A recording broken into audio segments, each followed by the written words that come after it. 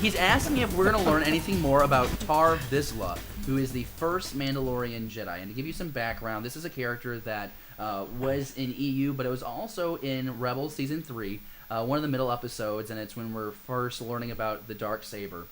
And I hear the knuckles popping already from Jesse.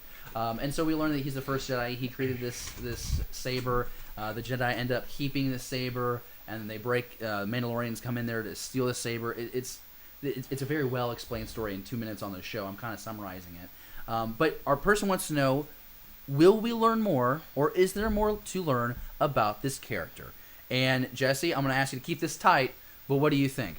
Well, I like to point out that I've got the Mandalorian Mythosaur on today, and we've got the helmet back.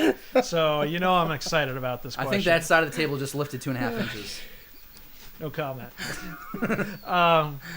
Okay, so Tarre Vizsla was introduced in Rebels in this previous season as Sabine is basically, she's recovered the Darksaber from Maul. Mm-hmm. And she's basically kind of given a history lesson about it, and we learn about Tarre Vizsla being the only known Mandalorian Jedi.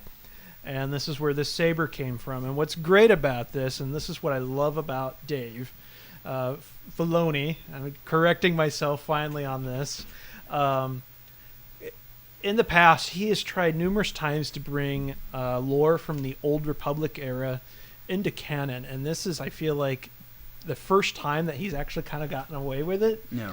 Because in the history, it references, this huge civil war that took place, thousands of years ago.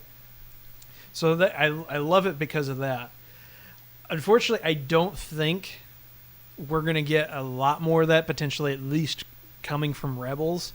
It kind of depends on what happens here in this last season. I mean, Dave said that he's completed the story arcs for these characters. So whatever he's got planned, I'm assuming that he may be working on an actual, larger scale animation series because he's so good at it. And I'm not talking about most of the junk that we talked about. That David seems adamant on putting in the horrible box, with the Christmas episode. But it'd be great. I'm not against it. I just don't know if we're going to get to it. I mean, we do have some teaser, screenshots that we've seen displaying Mandalorian helmets laying on the ground. We saw those at Celebration and everything. I know that out there's apparently those people were lucky enough to see like the first episodes of this next season. Totally jealous. You guys should hook me up if somebody recorded it. Just saying, but I don't know if we're going to get that history. Okay. I would love to see it because I think it's an interesting character, and I think for me, being a Mandalorian fanboy, anything that adds to my favorite culture in this galaxy far away is a 10 out of 10. Cool. Nick, what do you think? Because it's such a brief moment in this series. I don't know if it's something that they would want to explore more.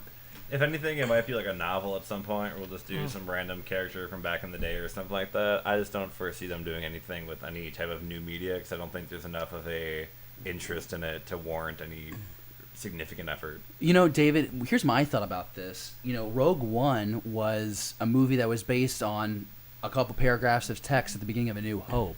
Would you want to see maybe this explored in a standalone movie or maybe a novel like Nick brought up?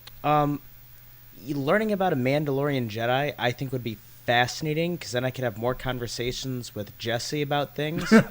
But honestly, until I Googled what a Tarre Vizsla was, I had assumed that it was a company that manufactured garbage disposals. So, kind of a weird name, but I don't know anything about it, so I'd love to learn more. So I have an idea, and you'd have to really work with syncing up timelines.